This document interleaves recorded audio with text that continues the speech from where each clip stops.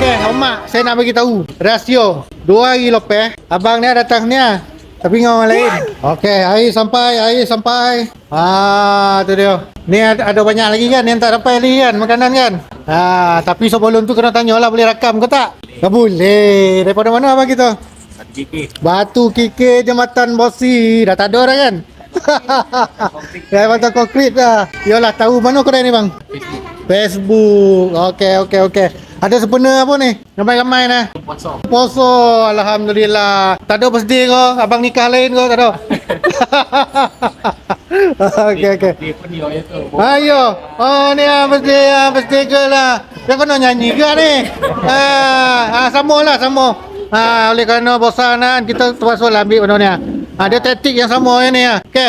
Allah selamatkan kamu.